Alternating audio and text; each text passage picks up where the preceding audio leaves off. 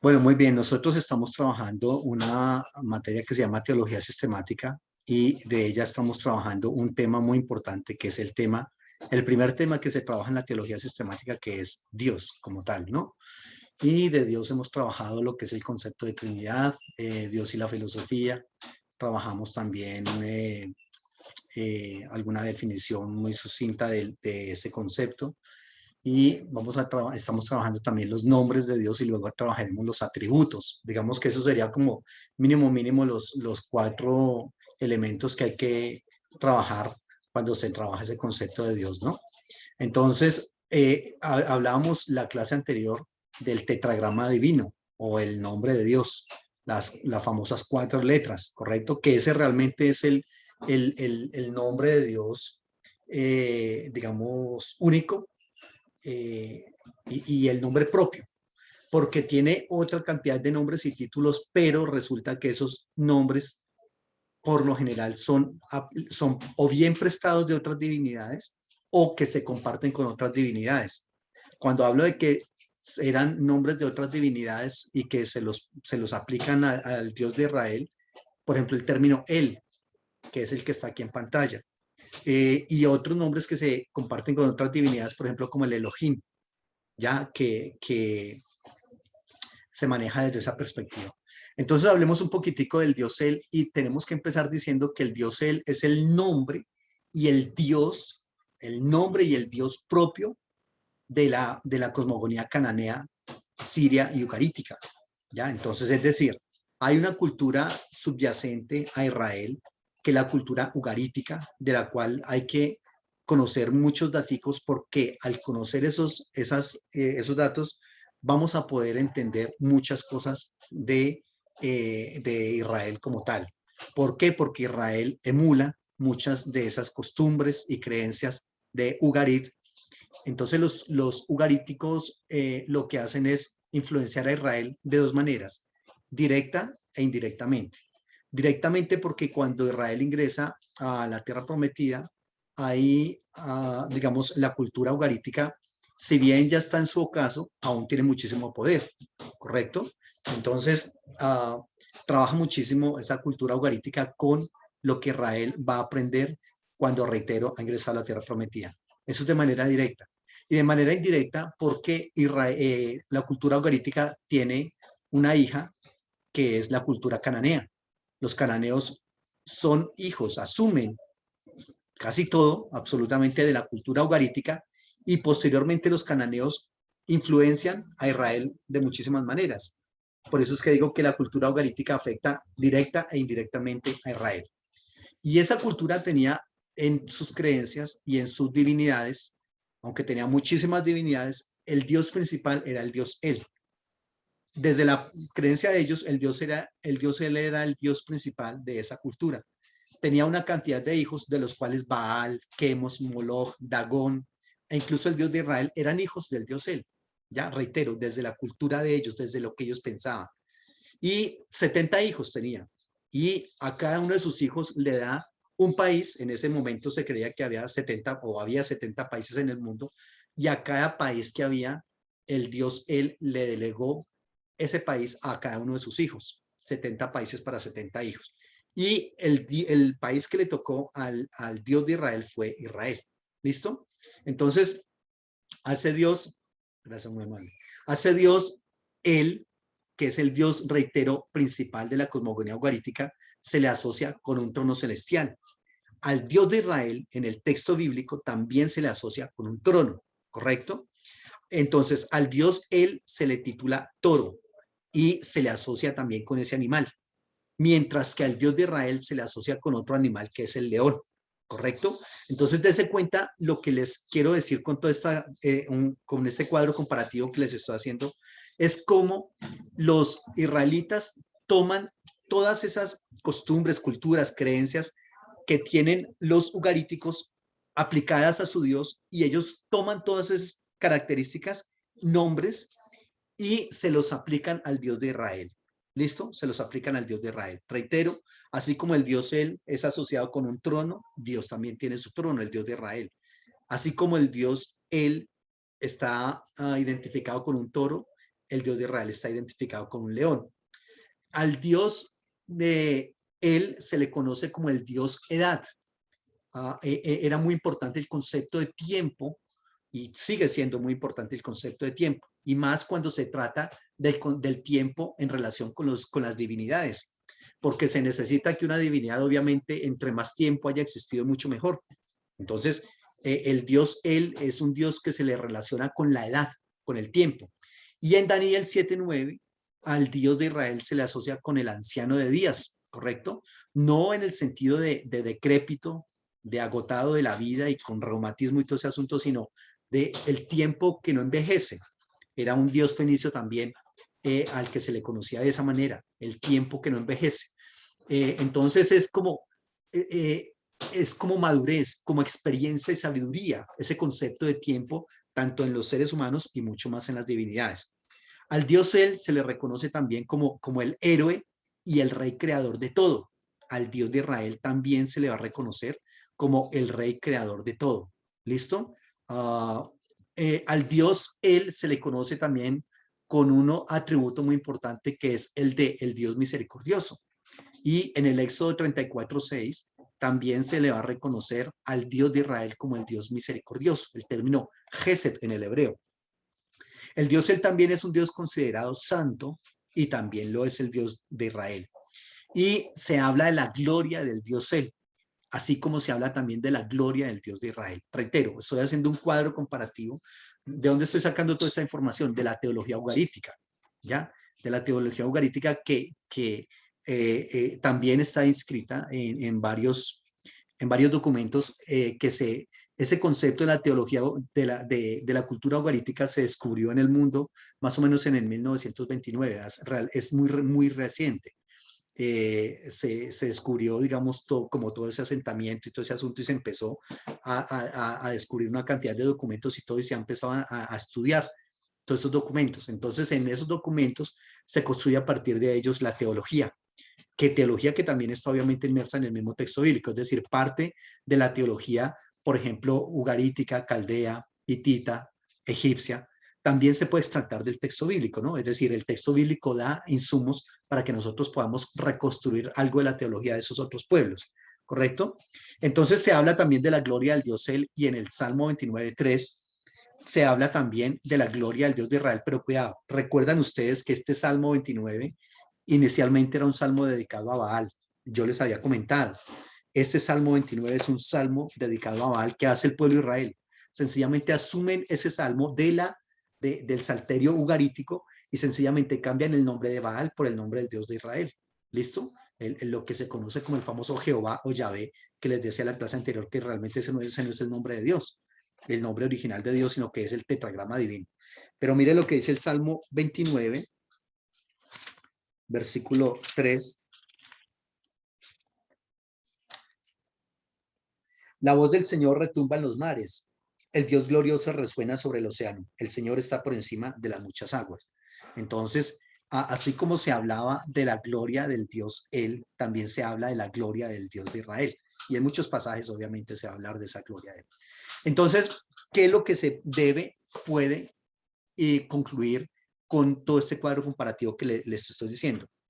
Inicialmente se tenía esas características en el Dios él, y luego esas características pasan al Dios de Israel, ¿correcto? Todos esos apelativos del Dios él pasan al Dios de Israel, hasta que se constituye, curiosamente, en algunas partes de Israel, se termina diciendo el Dios él y el Dios de Israel son exactamente el mismo. Esos son la misma cosa, ¿ya? Déjenlo así. Entonces, mientras que en otros lugares de Israel se va a decir, no son lo mismo, por favor no me los confunda, sobre todo en la parte norte del país, donde se sigue adorando al Dios él como el Dios él. De todas maneras también está mucho más cerca a Ugarit, el reino del norte, que el reino del sur. Y también, entre otros conceptos, el Dios él se conoce como ser fuerte, o también ir adelante, o también dirección, o también se le conoce como radio de acción, o como caudillo, o como fuerza. De todas estas maneras se conoce al Dios él. Imagínense, o sea que realmente, reitero, el Dios él es un Dios muy conocido e importante en Israel. Bueno, y entonces, ahora por otro lado, el Dios él se utiliza también en la Biblia para formar superlativos. ¿Qué es eso del superlativo? Básicamente se utiliza el superlativo cuando se quiere mostrar un objeto mucho más grande, el representativo de su especie. Cuando en la Biblia se utiliza, se quiere decir que una ciudad es muy grande, se dice, por ejemplo, ciudad Dios, o un mar muy grande, o un viento muy grande, el viento Dios o el mar Dios. O también en el Elohim, en el hebreo sería el Elohim, o también sería el Dios él. ¿Listo? Por ejemplo, leamos Salmo 80:11 que dice: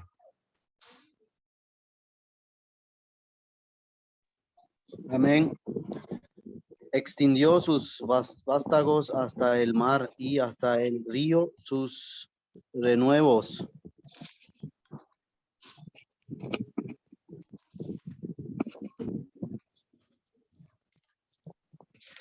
tenemos siempre un problema cuando nosotros citamos sobre todo los salmos desde el hebreo, porque resulta que, como ustedes verán, todos los salmos tienen como una, debajo del título que tienen los salmos, hay, por ejemplo, canción de Asaf. En el Salmo 80 dice: el director, al compás de la melodía, los lirios del pacto, canción de Asaf. Eso en los salmos, en el hebreo, es el versículo 1. Entonces, por lo general, hay que buscar siempre cuando se hace una referencia de salmos, desde como estos autores trabajan directamente desde el hebreo, entonces es muy seguro que en el español no concibe una cosa con otra. Busquemos donde habla en el Salmo 80 de los cedros de Dios. Acá, en el 10, aquí está en el 10. Los montes se cubrieron con su sombra, sus ramas cubrieron los cedros más altos. Ahí está. Sus ramas cubrieron los cedros más altos. Eso, reitero, en el hebreo está el famoso, permítame, les muestro un texto en hebreo y nos vamos a dar cuenta que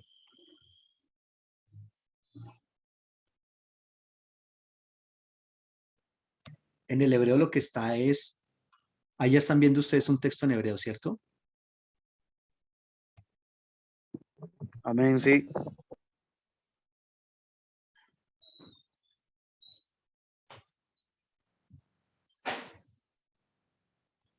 Salmo, ¿qué les dije? Salmo 80, 10.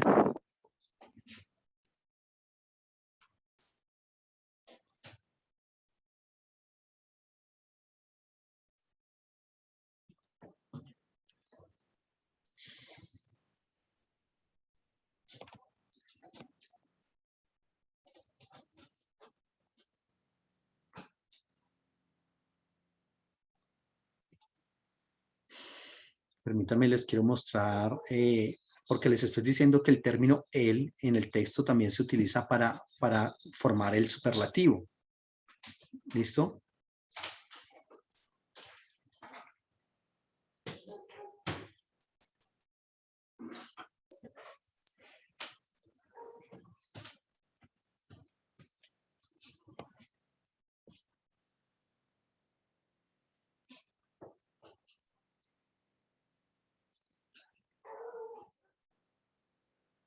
Aquí está. Miren estas dos palabras acá. Artzel, él. Artzel. Entonces, Artzel. ¿Están viendo acá? Esa palabra que está acá. Artzel en el hebreo es cedros. Los cedros, él. Mira, aquí está el nombre del dios él. Le estoy diciendo que el término él se utiliza para formar el superlativo en el hebreo. Artzel, él. Entonces, los cedros de Dios. Pero realmente uno no va a traducir los cedros de Dios ni que Dios sea el propietario de eso en el sentido, digamos, de que Él es los compró, le pertenecen a Él. No, no es en ese sentido que los está usando, sino que está hablando es de que los árboles más altos, los más bonitos de todos, ¿ya? Los mejores de todos, y utiliza el término Él para ese superlativo, ¿ya? Entonces, también lo utiliza, por ejemplo, cuando se habla de el monte de Dios. Acá, los cedros de Dios, que son los cedros especialmente grandes y bellos. O por ejemplo, en el 36:7, Salmo 36:7, el monte de Dios. En el hebreo el término para monte, en el hebreo es har el, los montes de Dios. Entonces, estoy hablándole de que el término el se utiliza también para formar el superlativo. ¿Listo? También por otro lado, ese nombre el está utilizado en el texto para referirse o para construir nombres, ya sea de ciudades o de personas. Por ejemplo, cuando nosotros decimos Betel, Betel en el hebreo son dos palabras. Bet es casa de y el, casa del dios El. Recordemos que ese lugar de adoración estaba sobre todo en el reino en el reino del norte, ¿correcto? Que era el lugar más importante de culto para ellos, Betel. Y Betel significa es casa del dios El. Es decir, aquí adoramos al dios El.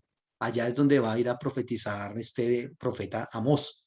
O por ejemplo, otro lugar que se llama Peniel. Peniel, o incluso algo bastante curioso, el nombre del pueblo escogido del Señor, Israel, está conformado con la partícula del nombre del Dios El, curiosamente, ni siquiera está conformado como por el tetragrama divino, está conformado por una raíz verbal que algunos van a plantear que es el gobierno de Dios, otros van a decir el que pelea con Dios, pero con el Dios El, curiosamente, ¿ya? O también nombres de personajes. Les había dicho que nombres de países o ciudades y nombres de personajes. Betel, Peniel, Israel. Por ejemplo, Ismael. Ismael, esos se llaman o se reconocen como nombres teóforos o teofóricos, ¿ya? Nombres que están compuestos con una partícula del nombre divino. O esa partícula puede ir adelante o puede ir atrás. Los que le he mencionado hasta ahora, la partícula va atrás, es decir, como sufijo, pero también puede ser adelante, es decir, como prefijo. El Hanán. El Hanán también es un nombre compuesto con la partícula del dios El. Y en el Génesis 33:20, el dios El, leamos por favor ese texto que es muy importante. El dios El y no el dios Yahvé era el dios de Israel, por lo menos en la época de los padres de Israel. Génesis 33:20, por favor, alguien que lo lea.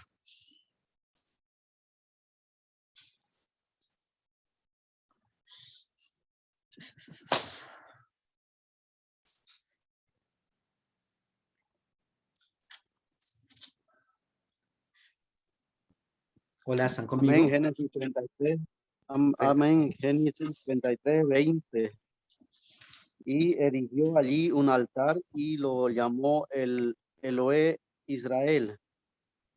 Genial que lo dejaron así. El Elohé de Israel. ¿Eso qué traduce en español?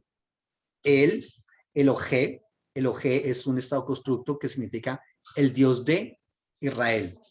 En otras palabras, lo que debe traducirse es el Dios Él es el Dios de Israel. Pero cuidado, le estoy enseñando, le estoy mostrando que el Dios Él no es el mismo Dios de Israel. No es. Y ahí está diciendo, el Dios Él es el Dios de Israel.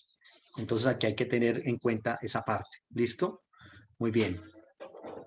Preguntas de este concepto del Dios Él. Preguntas. El Dios él es entonces, sería un poco superior al Dios de Israel. No, tampoco, no puede ser tampoco, ¿no? Es una muy buena pregunta. Depende desde donde se mire. Si vamos a mirar eso desde la cosmovisión ugarítica y cananea, claro que sí. Es el papá del otro. El Dios Él es el papá del Dios de Israel. ¿Ya? Entonces, desde esa cosmogonía ugarítica, el Dios Él es el que manda al Dios de Israel. No solamente a él, a Baal, a Quemos, a Moloch, a Dagón y a una cantidad de dioses que tienen toda sus raíces y su creación allá en la teología ugarítica.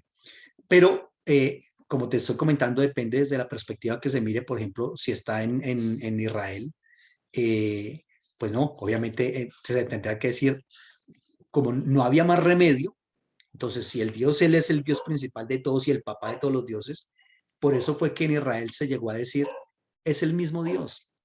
nosotros no habíamos caído en cuenta. A ver, estábamos analizando y pensando la cosa, pero ahora recién caemos que es el mismo Dios, recién caemos en cuenta que es el mismo Dios, ¿ya? Al pasar todo eso, todas esas, eh, todas esas características que les había comentado del Dios, el Dios de Israel. Entonces, dependiendo, reitero, la perspectiva en la cual se mire. Obviamente Israel de ninguna manera va a permitir que haya un Dios más grande que el Dios de Israel. Por eso tiene dos tendencias. Uno, seguir diciendo que uno es el Dios él y otro es el Dios de Israel, como pasó en el Reino del Norte, o dos, como pasó en el Reino del Sur, decir el Dios él es el mismo Dios de Israel. Son el mismo, sino que con diferente nombre, ¿ya? Entonces, ese es como el asunto ahí. Preguntas. Mm,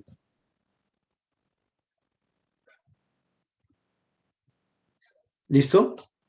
Bueno, muy bien, ese es otro nombre del Dios de Israel. Entonces, ese nombre, reitero, se toma de esos lugares y se pasa al Dios de Israel. Hablemos de otro nombre, es el famoso Elohim. Elohim, este es otro nombre que se le aplica al Dios de Israel, pero lo que les estaba comentando. Aquí lo complejo del asunto es que el verdadero nombre, el nombre propio del Dios de Israel es el tetragrama divino o el tetragramato, el YHVH. Uh, y que estos dos nombres, el Dios El y el Elohim, no son nombres propios de Dios, sino que eran de otras divinidades y que luego pasaron al Dios de Israel. O en el caso de este Elohim, es un nombre que se le aplica a otras divinidades. Por ejemplo, cuando en la Biblia se va a hablar del Dios Baal, entonces se utiliza el término Elohim. O cuando se va a hablar de los ángeles del cielo, se habla de los Bene Elohim. O cuando se va a hablar, por ejemplo, de otros dioses, entonces se menciona al Elohim. De ahí que sea un poco complicado ese asunto, porque entonces, reitero, no es un nombre propio de Dios. ¿Por qué se utiliza ese nombre para Dios, el Elohim? Porque es por una parte un plural de abstracción o un plural de intensidad también. Uh, ¿De qué o a qué me refiero cuando les digo que es un plural de abstracción o de intensidad? Básicamente, en las demás culturas había una cantidad de dioses. Le estaba diciendo, por ejemplo, que en Ugarit había un dios principal, pero que había otros 70 dioses.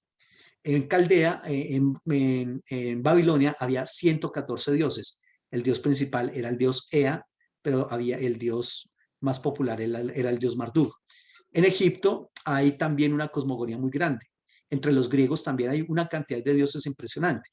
Básicamente lo que se quiere decir con el Elohim en la Biblia es que, a ver, ustedes necesitan una cantidad de dioses, ¿correcto? Y cada uno de esos dioses hace una cosa diferente. Entonces, en esas culturas, un dios se encargaba de la lluvia, otro de la fertilidad, otro del mar, otro del cielo, qué sé yo, diferentes cantidades diferentes de dioses y todos tenían un oficio diferente. ¿Ya? Lo que se propone es que se entienda en Israel que ellos tienen un solo Dios, una sola divinidad, pero que reúne todo lo que otros dioses tienen. Todo lo que los 114 dioses que ustedes tienen allá en Israel, allá en Babilonia, nosotros tenemos uno solito, pero ese uno solito hace todo lo que hacen esos 114 allá. ¿Ya? O los 70 dioses de Ugarit. Nosotros acá en Israel tenemos uno solito, pero ese uno solito hace todo lo que hacen esos 70 dioses allá. Y así sucesivamente con cada una de las culturas. Entonces, esto es como muy importante. El Elohim también se utiliza para la vigorización del término. Es decir, este término Elohim también se utiliza como el superlativo. Cuando a algo se le aplica el término Elohim, significa que es lo más grande de su especie, lo más poderoso, lo más vistoso de su especie, ¿ya? Entonces, en otras palabras, cuando a algo, a un objeto o a un Dios, se le llama Elohim, lo que quiere decirse es que es el representante universal de su especie. Representante universal de su especie. ¿Listo? Y también, como les estaba diciendo, es un plural de intensidad o plural majestático.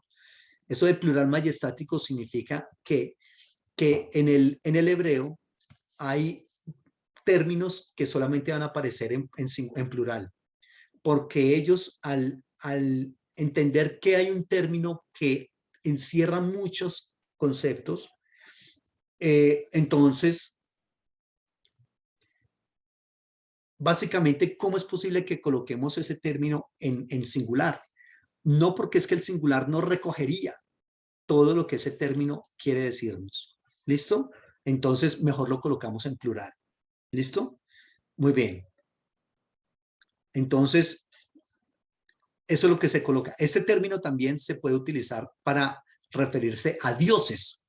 Cuando la Biblia habla de los dioses de esos otros pueblos, utiliza el término Elohim. Reitero, para hablar de dioses en plural, utiliza el término Elohim. Pero esa utilización es secundaria y habría que mirar específicamente en cada versículo cuándo es que se puede o cuándo es que se debe traducir el término Elohim por dioses o por Dios, hablando de un solo Dios. ¿Listo? Muy bien. Entonces, en todas esas cosmogonías hay una unidad, una divinidad superior, ¿correcto? Y con el Elohim se reducen todos esos panteones a un solo Dios, a un solo concepto. ¿Listo? Muy bien.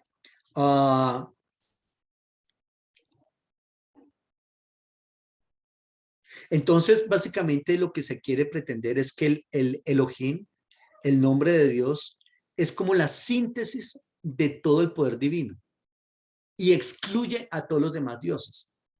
Excluye en el sentido de que aquí, de pronto, si se va a creer que, bueno, y entonces, ¿quién ayudó a Dios a crear el mundo? No, aunque es el Elohim, lo que está utilizando es un plural majestático, el representante universal de su especie, y está excluyendo a todas las demás dioses. No, no había nadie más construyendo cuando Dios crea. ¿Listo? Él es el único. Ahí está. Entonces, ese término Elohim lo que pretende hacer es como proscribir toda idea politeísta, ¿no? A ver, si vamos a hablar de dioses, se puede hablar de dioses, pero como plural majestático, como representante universal de la especie, pero no porque haya una cantidad de dioses impresionante. ¿Listo? Muy bien.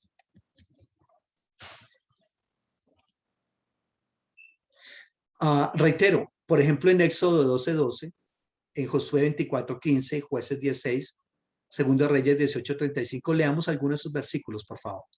Ahí en el hebreo se utiliza el término Elohim, pero ahí está hablando de divinidades extranjeras. Leamos por lo menos 2 versículos de esos, por favor. Leo Éxodo 12:12.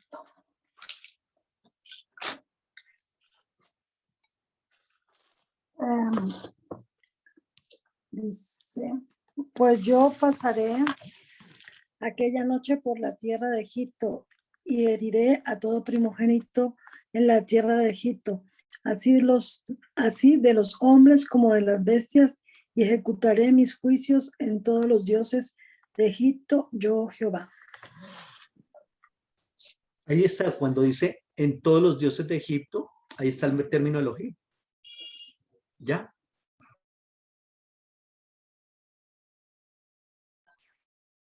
Continúe, por favor. Por lo menos uno más. Josué 24:15. Y si mal os parece servir a Jehová, escogeos hoy a quien sirváis, y si a los dioses a quienes sirvieron nuestros padres cuando estuvieron al otro lado del río, a los dioses de los amorreos en cuya tierra habitéis, pero yo y mi casa serviremos a Jehová. Ahí está dioses otra vez. Ahí está el Elohim también en hebreo. Muy bien. Este término Elohim también se va a utilizar como superlativo. Recuerdan que les dije que el término el se utiliza como superlativo. El y el Elohim se utilizan de la misma manera. Entonces, cuando yo digo montaña Dios, como en el Salmo 68:16, ahí utiliza el término para montaña que es Har Elohim. Har Elohim, montaña de Dios, pero no es que sea la montaña donde Dios vive, sino que es una montaña muy alta, la más alta de todas, entonces se le llama montaña de Dios. O por ejemplo en Ezequiel 28:13, cuando dice que en el huerto de Dios estuviste, en el jardín de Dios. Básicamente, entonces, el jardín de Dios es el huerto del Edén. No, no necesariamente. Lo que está hablando es que es un jardín especialmente bonito, un jardín que es el jardín más bonito de todos, ¿ya? O cuando se habla, por ejemplo, de una sabiduría o que es sobresaliente, una persona que se considera muy sabio, muy entendido en X cosa, se habla de la sabiduría de Dios. Primero de Reyes 3:28.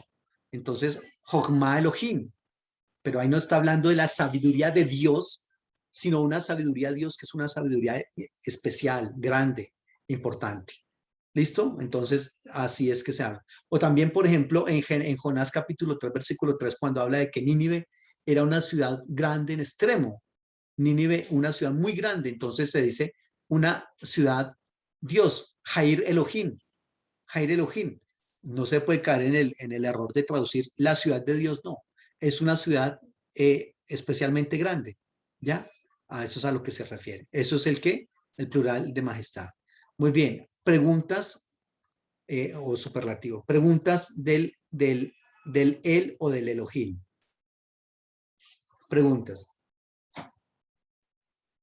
O sea que, bueno, no sé, se podría decir que, por ejemplo, a través del pueblo de Israel, Dios quería hacer como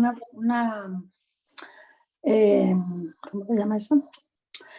Como ya habían tantos dioses, pues ya llamó a Abraham y pues ya comenzó como, oye Israel, Dios uno es, o sea, como en ese propósito de volver a encasillar otra vez.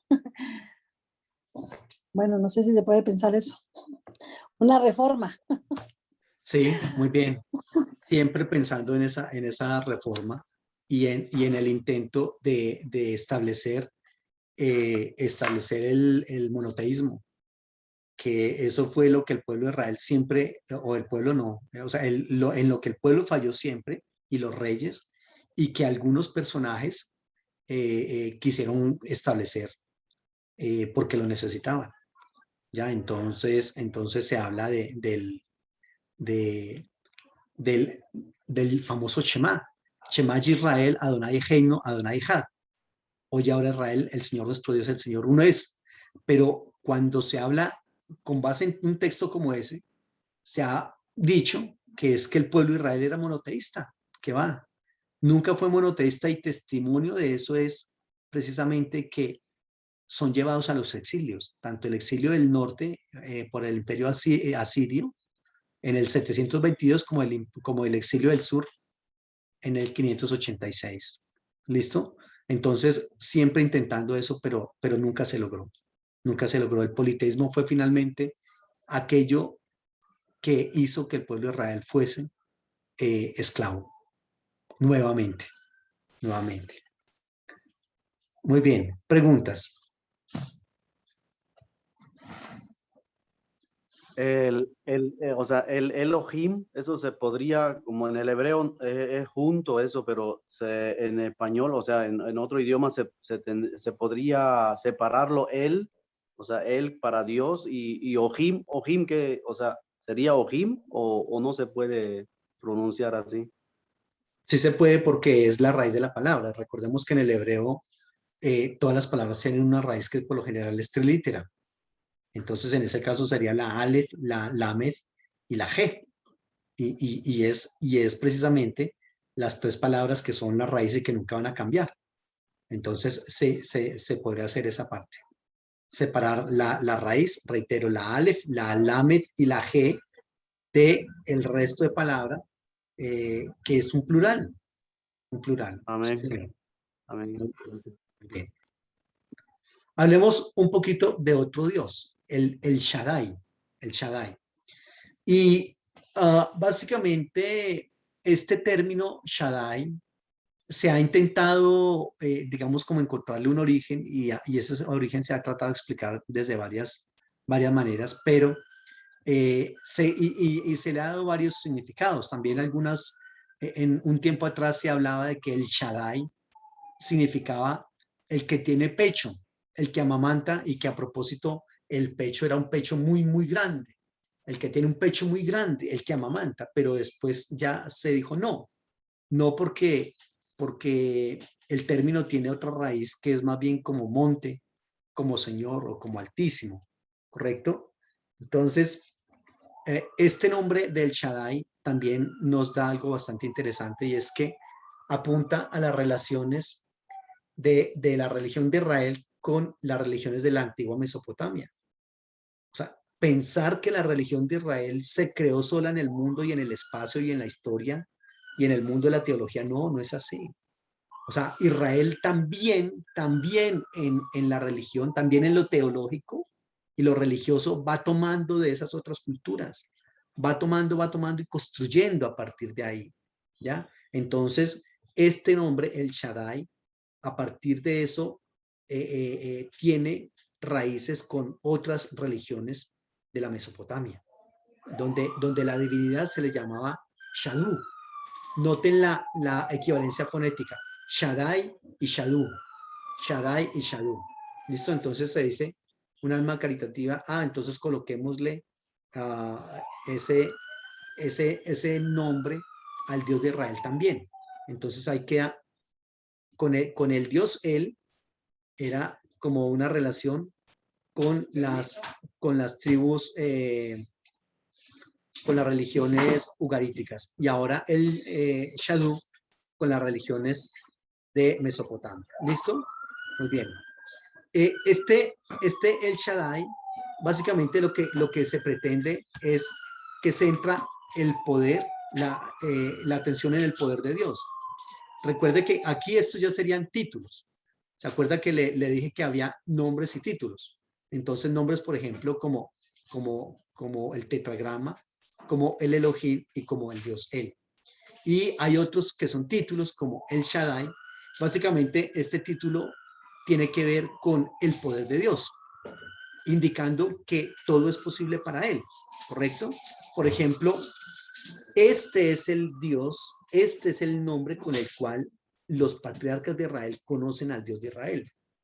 Ese es el nombre, recordemos que en Éxodo 6 dice, yo me aparecí a Abraham, Isaac, a Jacob, más en mi nombre, es decir, el tetragrama divino, no me di a conocer a ellos. Yo a ellos me les di a conocer con el nombre de El Shaddai. Es este nombre por el cual ellos conocen a ese Dios. Entonces, ese Génesis 17:1 nos habla de que el nombre que tiene ese Dios, el Dios que tiene ese nombre, es el que hace el pacto con Abraham, ¿ya? Un pacto en el cual le demuestra su poder, primero haciéndole unas promesas y posteriormente cumpliéndole esas promesas que le hace, aunque humanamente no hay posibilidades de cumplirlas, pero él se las hace cumplir. Leamos algunas de esas referencias que están ahí, por favor.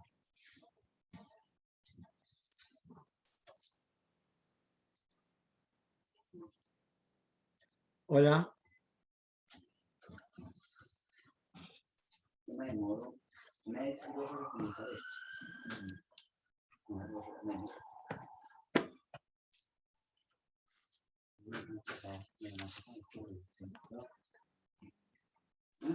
Amén. Génesis 17:1. Sí, Era léelo, por favor. Abraham de edad de 99 años cuando le apareció Jehová y le dijo, yo soy el Dios Todopoderoso, anda delante de mí y sé perfecto. Génesis 28:3, ¿no? Y el Dios omnipotente te bendiga y te haga fructificar y te multiplique hasta llegar a ser multitud de pueblos. Ahí está. Entonces, en el texto que leyó José, habla del Todopoderoso, que en el hebreo es el Shaddai. En el texto que leyó Alexandra habla del omnipotente, que también significa, es exactamente lo mismo, todopoderoso, y que también es el Shaddai. ¿Listo? Entonces, eso es lo que se está trabajando ahí. ¿Y por qué les estoy hablando de la importancia de saber que él es el que hace el pacto con Abraham? Abraham, ya un anciano de 99 años, ya uno a esa edad, pues, ¿qué va a pasar?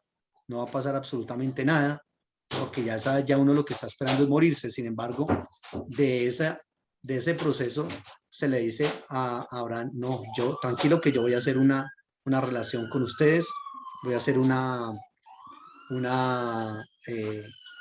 promesa de que voy a hacer de usted una nación, etcétera, etcétera. Gracias, muy amable. Ahora, algo bien importante de este nombre es que en Job, en el libro de Job, se utiliza el Shaddai, que es el libro en el cual se utiliza más este nombre.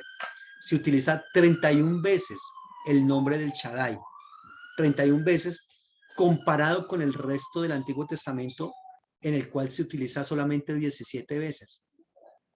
Por ejemplo, en los textos que leímos y en Génesis 49, 25 o en Números 24, 4 y 16. Reitero, en el Antiguo Testamento, en el libro de Job, solamente en Job 31 veces. Y en el resto del Antiguo Testamento 17 veces. ¿Listo? Entonces eso es muy importante. Gracias, muy amable. Está muy bien. Muchísimos éxitos.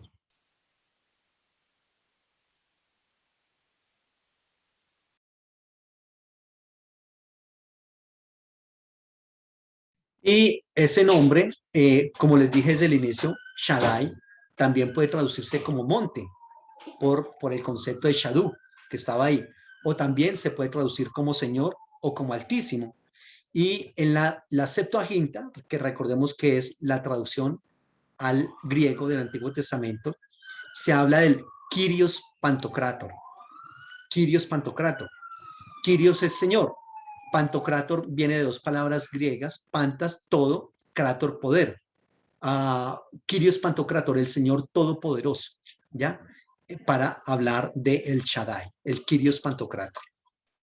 Muy bien. Pero los griegos también le dan otro nombre u otro significado que sería mi Dios protector, que también serviría, mi Dios protector. Y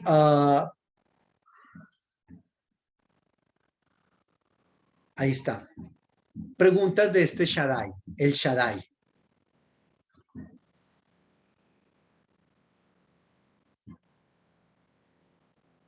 ¿A qué se debe que en Job se nombre Shaddai 31 veces?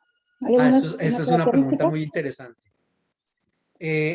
Yo creo que se debe a la situación que estaba teniendo Job.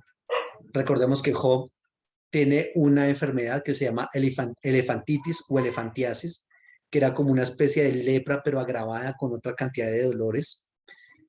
Está sin hijos, está arruinado, lo ha perdido absolutamente todo. ¿Cuál es la clase de Dios que se necesita ahí en ese momento? El Dios Todopoderoso. Yo estoy totalmente en debilidad y en total derrota. Necesito un Dios todopoderoso. Entonces ahí recordemos que los títulos, recordemos una cosa acá muy importante. Ojo, Dios existe independientemente del ser humano y Dios tiene algunas características independientes del ser humano. Pero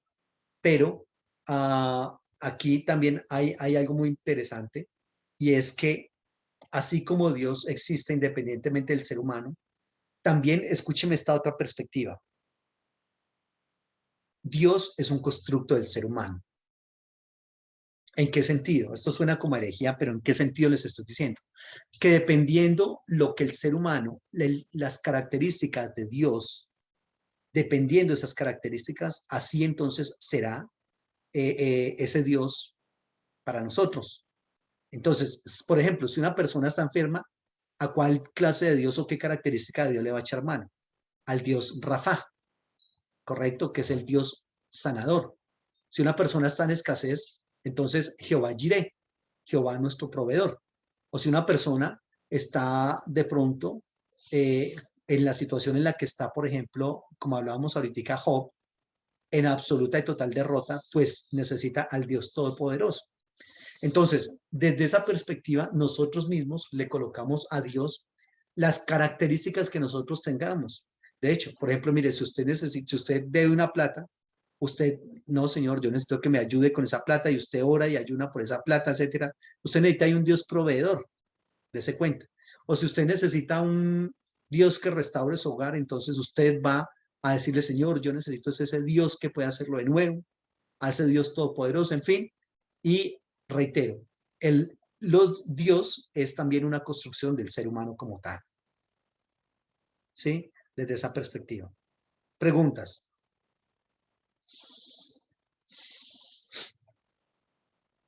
Decir que en vez de Dios sanador, Dios, o sea, la característica, claro, porque es un solo Dios, ¿no? Entonces, la característica tiene todo ese poder para hacer todas esas cosas. Es correcto, es correcto. Sí, sí, claro, obviamente es porque Dios tiene el poder de hacer todo eso. Muy bien. Veamos otro ejemplo, otro Dios, perdón, otro título de Dios, que es el Olán, el Eterno, el Eterno.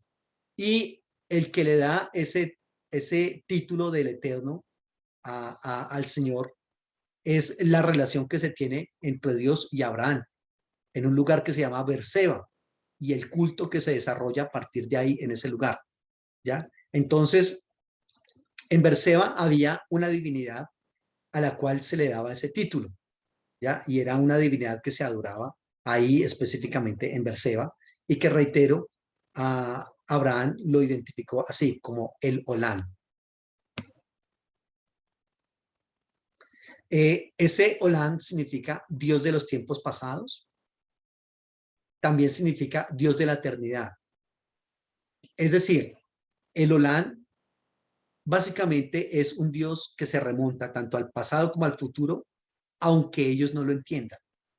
¿Y qué es lo importante y por qué se le echa mano al Olán aquí en este proceso con Abraham?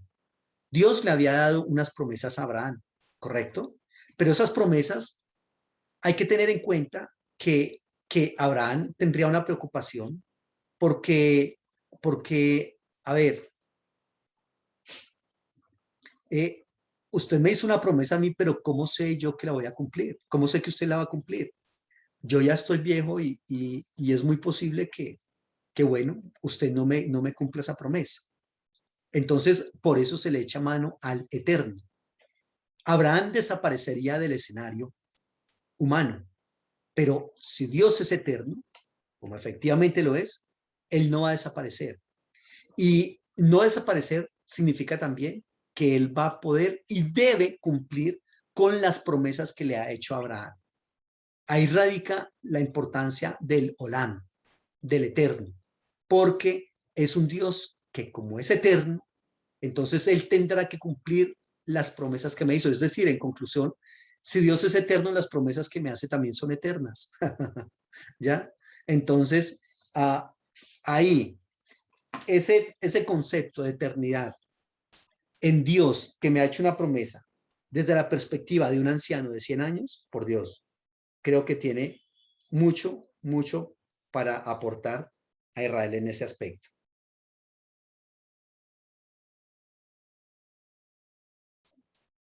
Leamos Génesis 21:33, por favor.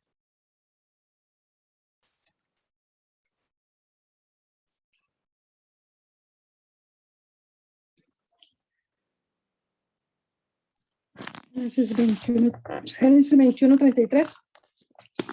Sí, señora. Y también Deuteronomio 33:27. ¿Se lo leo en español o en alemán? ¡Oh! ¡Eso! Hágame un favor, Y, léalo en ambos, a ver cómo se a escucha. ver, yo lo leo en español y el otro José lo lee en alemán. Y plantó Abraham un árbol tamarisco en Bersabá e invocó allí el nombre de Jehová, Dios eterno. Leámoslo en alemán entonces. A ver, José. No lo tengo. ¿Estás buscando? ¿Lo estás buscando?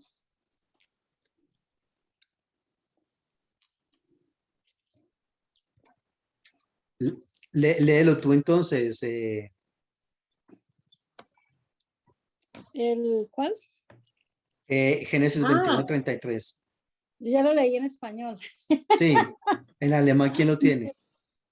O sea, lo está buscando porque tiene la... ¿No tienen Biblia en alemán ahí? Claro. Me imagino que la que tú usas es en alemán cuando estás allá en las iglesias, ¿o no? No en las iglesias, yo estoy aquí en mi casa. Sí tengo, yo tengo aquí, pero pues, no tiene, no la tengo a mano, pastor.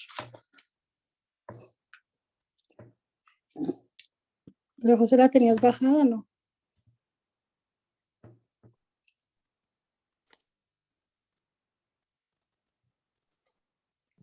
No, la verdad no lo encuentro. Ah, ya, el otro te lo busco y te lo paso. Bueno, pero lo que sí puedes hacer es leerlo en hebreo. Leámoslo en Ajá. hebreo, ahí está. Aquí está. Este es Génesis 21:33. Vayita Eshel, Biber, ¿sí? ¿Estás ubicada ahí? Ah, pastor. Yo dije, el pastor lo va a leer en hebreo. Yo lo leí en español. Claro. Vayita Esel, Biber, Shavá, Vayikrashan, Beshen Adonai el Olán. Aquí está. Beshen Adonai el Olán. Y el nombre de Dios, el Dios eterno. Mire que aquí está otra vez el no, el él. Aquí está otra vez la partícula del Dios él, nuevamente. O sea, cómo empiezan a fusionar. Mira, aquí está el tetragrama divino, correcto, pero aquí está el nombre del Dios él. Sí. Y el nombre de Jehová, entonces, y llamó Vayikra, y llamó el nombre Beshen del Dios, el Dios eterno. El Dios eterno. ¿Listo? Amén. Muy bien. Entonces, eso es como lo importante de ese concepto. Ajá. Ya, porque es que en alemán está, como nosotros tenemos Génesis, ¿no? Está dividido. Primera de Moses, ¿no, José? Segunda de Moses, está así. Primera de Moisés, segunda de Moisés, no como nosotros tenemos en español. Tenemos todo Pero eso. hablando de Génesis primero de Moisés, Éxodo segundo de Moisés, Levítico tercero de Moisés. Sí hay primera de Moses, segunda de Moses, y sí está dividido así. Entonces nosotros tenemos Génesis compacto. Por eso es que no lo encontraba. Pues tengo una Biblia por aquí en alemán. Muy bien. Y entonces lo que se pretende con con el Olán, una cosa adicional, es que esa divinidad, como es eterna, va a permanecer por encima de todo cambio temporal. Es decir, qué importante es tener un Dios al que el tiempo no le pasa, al que no le pasan los años, al que no cambia a pesar de los años y a pesar de todos los cambios que hay en el mundo, en los seres humanos, en la historia, pero Dios no cambia, Él es eterno. Entonces eso es como lo importante ahí. ¿Listo? Muy bien. ¿Por qué es importante? Entonces reitero, Abraham va a desaparecer del escenario, pero Dios no. Dios va a continuar, Dios va a quedar y eso significa que las promesas que me hiciste Dios continuarán contigo. ¿Listo? Muy bien. Entre los fenicios había un dios que también se relaciona con el tiempo, que se le llamaba el Cronos Agiraos, el tiempo que no envejece.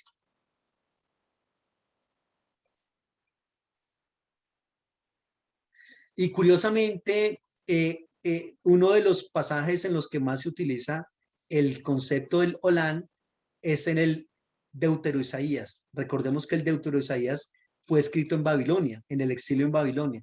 Y se habla del Olam porque la nación como tal ha caducado. Entonces, eso es bastante lamentable. Si la nación ha caducado, por lo menos, Señor, por lo menos que no caduque nuestro Dios. Entonces, por eso, ahí en el exilio en Babilonia, se volvió a utilizar ese concepto de del Olán, del Dios eterno. Eso está en Isaías 40, 28 al 31.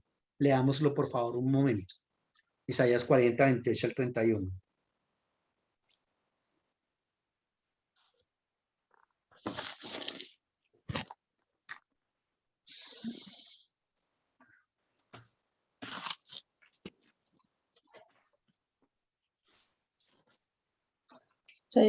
Isaías 40.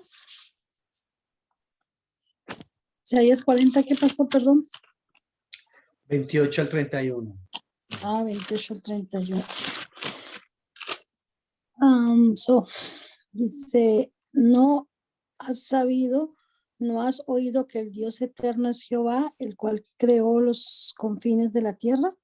No desfallece ni se fatiga con cansancio, su entendimiento no hay quien lo alcance. Él da esfuerzo al cansado y multiplica las fuerzas al que no tiene ninguna. Los muchachos se fatigan y se cansan, los jóvenes flaquean y caen, pero los que esperan en Jehová tendrán nuevas fuerzas, levantarán alas como las águilas, correrán y no se cansarán, caminarán y no se fatigarán. Ahí está. Entonces, fíjese que ahí, reitero, el pueblo de Israel está en Babilonia. No hay templo, no hay tierra, no hay Jerusalén. Todo lo ha destruido el imperio neobabilónico, con su rey Nabucodonosor a la cabeza. Y sin embargo, ahí en ese momento se le empieza a hablar, ahí cuando se habla de Dios, se habla del Olán, ya el Dios eterno. Tranquilos, aunque Israel en este momento no existe, el templo está acabado y todo está en ruinas, eso es pasajero. ¿Qué es lo importante? Lo importante es que el Dios eterno está vigente. Él es el que dinamiza absolutamente todo. Y con una adición muy importante, no es un Dios que esté sujeto al tiempo ni al espacio, ni a los cambios, reitero, ni a los cambios de gobierno, ni a los cambios de imperio, ni a los cambios de la naturaleza, absolutamente no. Entonces, ¿de qué nos preocupamos? Lo importante es que tenemos un Dios eterno. Eso es como lo que quiere decir ahí. ¿Listo? Muy bien. Ahí está otros textos que hablan del Dios eterno, Isaías 40, 28, Salmo 92, Salmo 93, 2, 145, 13. Y es el Rey eterno el que desbarata a todos los demás dioses, según lo dice Jeremías 10, 10. Y en el libro de Daniel se habla también del Dios, del príncipe eterno, que está por encima de los tiempos de los mundos. Reitero, aunque cambien acá imperios o emperadores o reyes, con Dios no cambia nada. ¿Listo? Muy bien. Otro texto se encuentra en otro título para Dios se encuentra en Génesis 16, 13. Leamos Génesis 16, 13, por favor.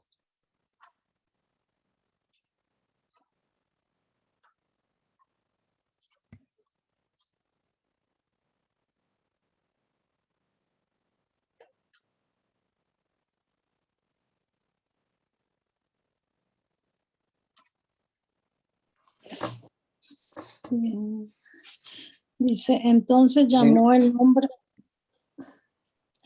Bueno, yo leo y tú lees el próximo. Entonces llamó el nombre de Jehová que con ella hablaba. Tú eres Dios que ve, porque dijo, no he visto también aquí al que me ve. Está hablando de Agar. Solamente el 13, ¿no, pastor? Sí, señor. Ahí están viendo un texto en hebreo. Ya. Entonces mire lo que dice el 16:13 en el hebreo. Vatikra Hashem Adonai Hadover Eloheija Ata el Roim. Entonces, y llamó el nombre del Dios, el Dios de ella, el Roí, el Dios que me ve. Y mire, curiosamente, otra vez está la partícula del Dios él ahí. Fíjese. ¿Sí ve? No está el tetragrama divino. Uno esperaría que estuviera el tetragrama divino. El tetragrama está acá, al inicio del versículo. Míralo. Pero cuando se habla, y aquí está el tetragrama, curiosamente, miren, en este versículo está el tetragrama, está el nombre Elohim, y aquí está, sino que aquí está en estado constructo, y aquí está el nombre del Dios Él, ¿ya? El Roí, Ki Amarta, Hagan Halon, Raiti, Ahage Roí, ahí está. ¿Y acaso no he visto al Dios que me ve? Entonces, este es el nombre, el Roí, ¿listo? El Dios que me ve. Ahora, ¿cuál es el asunto acá con el Dios que me ve? Muy importante, y es que no solamente es ver y decir, ay, sí, pobrecita, sí, que embarrada, mire todo lo que le está pasando. No, es que el ver significa que él va a actuar, significa que se está dando cuenta de las cosas. Ustedes han escuchado hablar de la teología de la liberación, ¿cierto? Teología de la liberación no es a veces como cuando sacan demonios de una persona en la iglesia, no, sino teología de la liberación fue un movimiento teológico que se dio aquí en toda América Latina, como en los años 70, 80, que básicamente lo que se pretende es como sacar o aplicar los textos de, de, de los profetas del siglo octavo, el mensaje de los profetas del siglo octavo para nuestra cotidianidad, la injusticia social, la corrupción del clero, la corrupción de los jueces que son venales, todo ese asunto en la actualidad. Y esta teología de la liberación tiene, el método de la teología de la liberación se basa en ver, juzgar y actuar. Ver, juzgar y actuar. Que esas palabras se sacaron de lo que Dios hizo, lo que Dios le dice a Moisés cuando le dice, yo he visto, ¿cierto? He visto la aflicción de mi pueblo, sé que lo que están haciendo con ellos está mal y ahora yo voy a actuar. Yo los voy a sacar de allá. Ver, juzgar y actuar. Eso es como lo importante del roé, del roí. Dios está viendo lo que me va pasando, pero que me está pasando, pero reitero, no es que se vaya a quedar diciendo, ay sí, qué embarrada, pobrecito lo que le están haciendo. No, terrible, ¿quién hará algo? Sino que el ver de Dios significa el actuar de Dios. Eso es como lo importante de este concepto. ¿Listo? O sea, El ver de fue Dios distorsionado, garantiza el actuar de perdón, Dios. ¿Sí? perdón, que fue distorsionado entonces esa teoría de la liberación, claro, nada que ver con, con lo que nos acaba de decir. Eh, lo que pasa es que en las iglesias hay otra teología de la liberación que reitero es echar fuera demonios y todo ese concepto. El mismo término, ¿no? El mismo término liberación, pero aplicado de manera diferente. No, Ya. la teología de la liberación es una cosa impresionante. Eso es muy, muy bueno. Bueno, Ujú. eso lo digo yo. Los teólogos alemanes no van a aceptar eso. Es decir, en Alemania y en Estados Unidos, en Inglaterra, no se acepta esa teología de la liberación. De hecho, ellos van a decir, los teólogos alemanes e ingleses van a decir, eso ni siquiera teología es. Claro, claro que sí es teología. ¿Qué es lo Claro. que pasa? ¿De dónde surgió eso?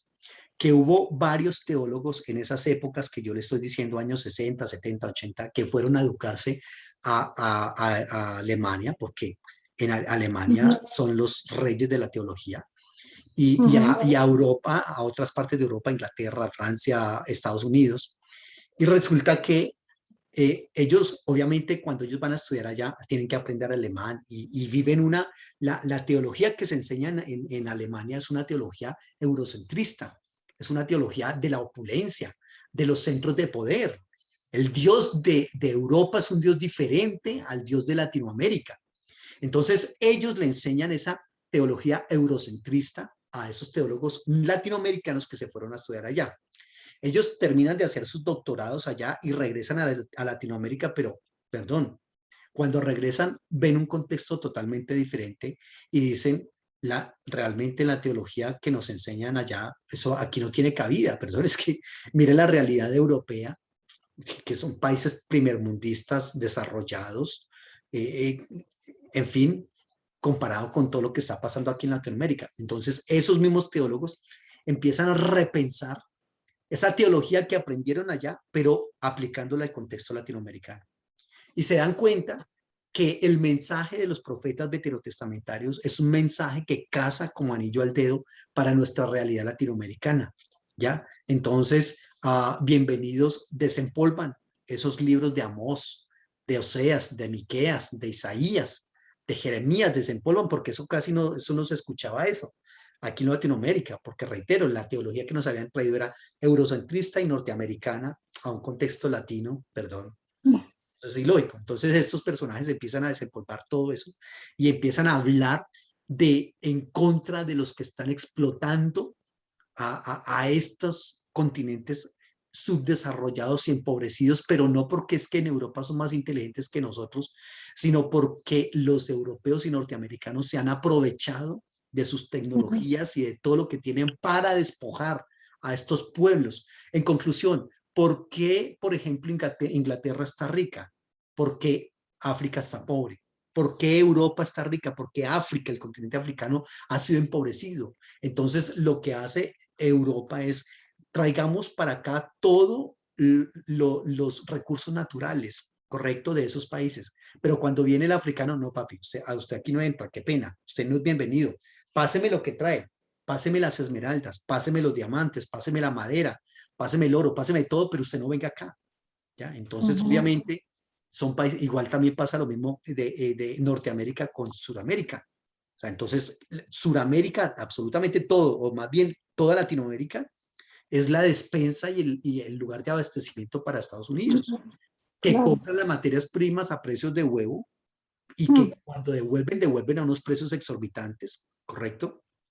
Pero que el recurso humano no. O sea, necesitamos su materia prima, eso se llama una economía extractivista. La economía de Colombia, la economía de toda Latinoamérica, de África, son economías extractivistas, que se extrae del suelo todo lo que el suelo da, o sea, minas de carbón, minas de piedras preciosas, etcétera, pero al recurso humano, no, ese no lo necesitamos, no venga acá porque usted nos daña el equilibrio a nosotros. Entonces, esta teología latinoamericana empieza, teología de la liberación empieza a despertar, ¿ya? Y empieza a reclamar y empieza a decirles a ellos un momento, que la cosa no es por ahí, tengan cuidado con eso. Obviamente, entonces eso hace que la teología eurocentrista y norteamericana, pues no le caiga nada bien eso.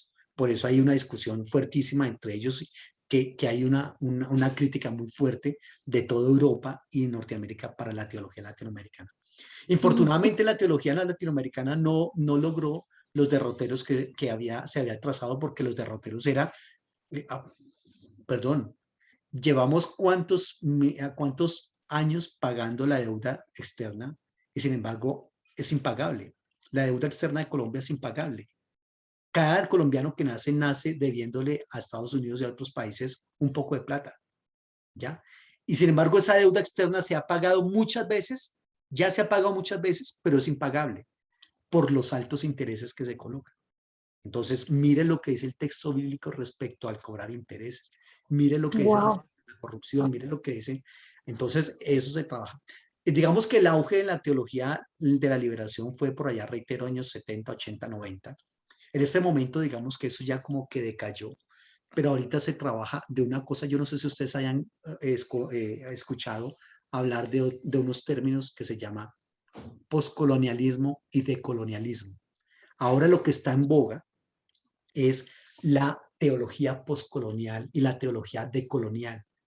¿Cómo Latinoamérica hace para desenmarcarse de Europa y de Norteamérica y entender que nosotros somos países autóctonos, que no éramos los tercermundistas, que no somos ignorantes, que si no hemos podido tener ese desarrollo que ellos proponen es porque ellos mismos lo han impedido? Porque, por ejemplo, en la Agenda 2030 o en la Agenda no globalista, no sé qué tanto sepan de ese concepto, pero yo tengo una enseñanza muy interesante de eso ahí en Internet, la Agenda 2030. La Agenda 2030, sí. En esa Agenda 2030, ellos, los globalistas, ya tienen diseñado qué debe hacer cada país del mundo. Y en esa Agenda 2030, Latinoamérica jamás será una potencia a nivel mundial intelectualmente hablando, porque Latinoamérica está diseñada y destinada desde la agenda globalista para ser una economía extractivista en la cual vienen los países adinerados con sus capitales golondrina y van a invertir supuestamente en los recursos naturales de estas tierras. Entonces venimos a ayudarles, venimos a que se desarrollen ustedes. Jamás esas grandes multinacionales cuando vienen a estos países vienen a pensar en que estos países se desarrollan porque no les interesa que se desarrollen. Les interesa que sigan empobrecidos y que los recursos naturales sigan yéndose para esos otros países. Por ejemplo, aquí nada más en Buenaventura, un lugar con tanta agua, sin embargo no hay agua potable en Buenaventura porque toda el agua se la llevan para el exterior. Salen buques cargados de agua potable para allá, pero para la ciudadanía no hay. Entonces son conceptos que hay que trabajar. Entonces, ¿cómo nos desbloqueamos de todo? ¿Cómo nos desligamos? ¿Cómo nos desenmarcamos de eso que se llama colonialismo? Y entonces surge lo que se conoce como la teología colonial o poscolonial, decolonial o poscolonial. Muy interesante. Que pequen a esa Wow. pequeña lección de teología de la liberación. Preguntas. Bueno. Wow. Es que, por ejemplo, bueno, en este caso, ahorita que yo estoy escuchando algo así, ¿no? Porque es que, claro, de pronto algunos cristianos están enfocados totalmente en una sola área, ¿no?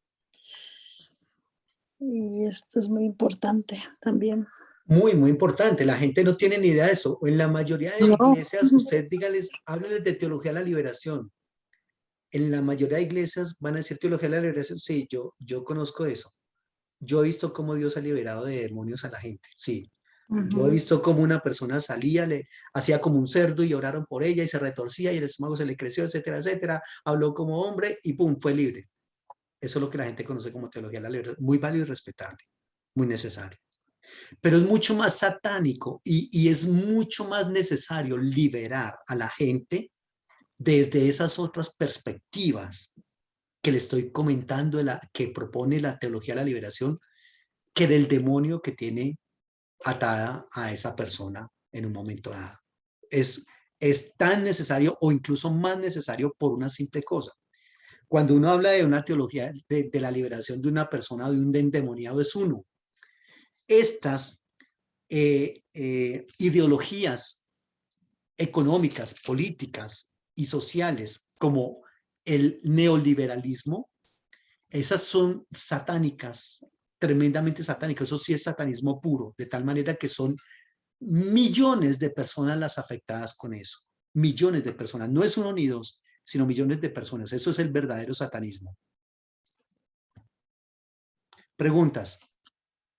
Sí, tengo una pregunta, pastor. En los últimos años que estaba estudiando a Dios también, em, he visto también liberaciones así de pastores, digamos, pero hay que creer, o sea, siempre me he preguntado, hay que creer porque a mí me ha liberado de una manera exhaustiva, o sea, yo lo he vivido o sea, en propia carne y hueso, lo he vivido la liberación que hace Jesús, que hizo Jesús conmigo.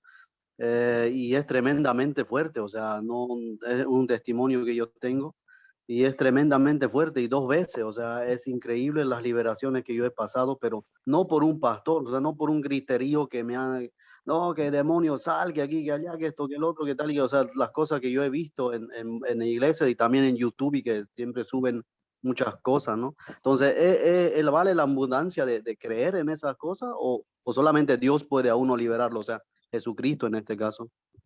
No, obviamente la liberación existe y Dios le ha dado ese poder a ciertas personas, claro que sí. Eso es un ministerio, es un don, pues, como hablamos, eh, y lo puede hacer cualquier persona, no cualquier persona, no, pero sí, es decir, la persona que tenga el don lo puede hacer.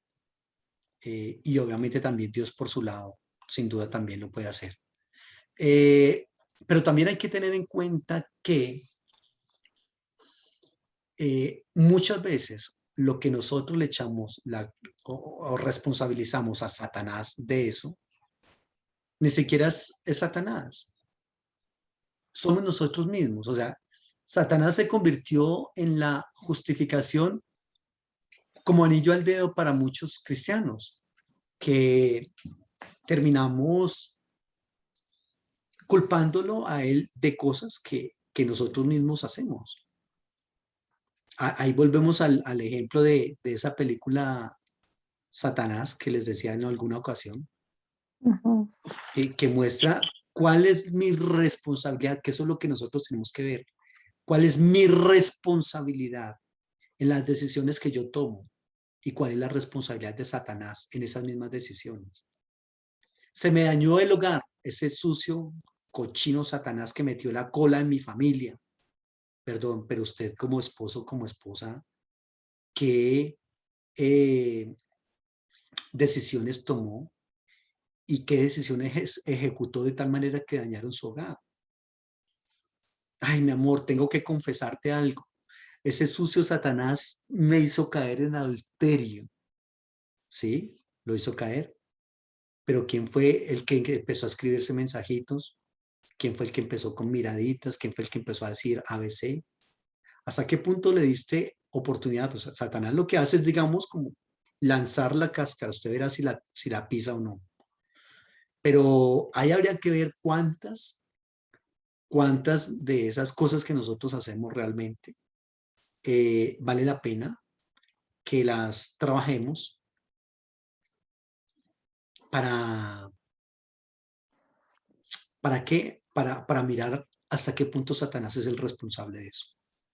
¿Hasta qué punto? Porque en gran medida, y yo no le estoy haciendo aquí una apología a Satanás porque no me interesa defenderlo, ¿no? ¿No? Sencillamente es que nos miremos nosotros mismos. ¿Hasta qué punto? ¿Ya? Es como eso. Preguntas.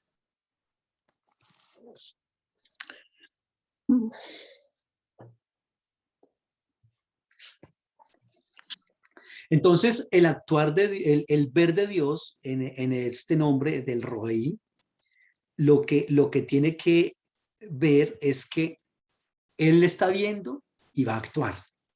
Nada de lo que está pasando se le va a esconder. ¿Cuántas injusticias uno está sufriendo? A veces, reitero, deseando o con justa razón, a veces no, pero cuántas cosas uno dice, por ejemplo, esta mañana me vi una noticia está en Colombia circulando unos muchachos de la primera línea de lo que hace poco tuvo lugar aquí, el paro que hubo tan fuerte aquí en Colombia hace unos meses atrás. Y esta semana cogieron a 5 muchachos de esos de primera línea. Los están juzgando por vandalismo, por concierto para delinquir, por daño en propiedad privada, etcétera, etcétera. Pero ¿a cuántos policías han cogido de todos los vejámenes que le hicieron también a la gente? Hubo una niñita que la tomaron entre 10 policías, una peladita de 15 años, la abusaron sexualmente y en muchas otras maneras, y la peladita salió de allá y se mató, se suicidó. ¿Qué han hecho con esos policías? Nada, están libres. Entonces hay una cantidad de cosas aquí en Colombia impresionantes. La última ley, la corrupción en Colombia es una cosa impresionante. La última ley que sacaron, no sé si creo que ya la validaron o no, es cuando usted tiene una plata en el banco y si no la mueve en un año, entonces esa plata ya pasa a ser del Estado. O sea, ya no se puede tener ahorros en el banco, porque si usted los tiene y en un año no los mueve, entonces, qué pena, esa plata ya es del Estado. Sean 100.000 pesos, sea 1.000.000, sea 10 millones o sea 1.000 millones de pesos. Entonces, ahí está como el asunto. Entonces, Sara había estaba enojada y había echado a su sirvienta al desierto. En el desierto, Agar se estaba muriendo, Ismael se estaba muriendo. Ella no quería ver a su niño morir. Lo dejó allá, se fue y se sentó al otro lado, y ahí es donde Dios se le aparece. Cuando ya no tenía ninguna esperanza de sobrevivir, es visitada por el Roí, el Dios que me ve. ¿Listo? Y por una parte, Dios la ve a ella, por otra parte, ella ve a Dios y ve el actuar de Dios.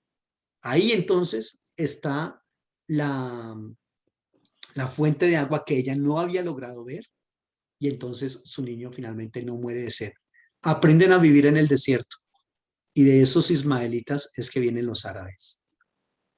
Mire cuántos años y no murió Sara, Ismael, Agar e Ismael. Revivieron en un pueblo que es también un pueblo muy fuerte. ¿Listo? Entonces ese es el concepto de el Roí.